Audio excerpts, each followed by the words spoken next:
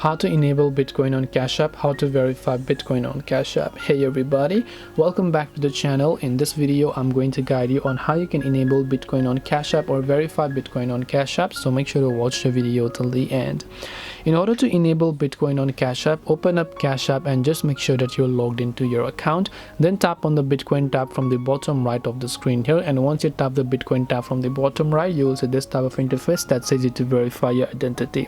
So you can tap on the get started option there. It says we need a little bit more information to enable withdrawals and deposits, so you can tap on continue again. They'll ask you to select the main reason you use Bitcoin, select a reason, then tap on next, select your main source of income, then tap on next, select your employment status and tap on next, enter your job title, and then you tap on next. Then you can see Bitcoin withdrawals and deposits are enabled.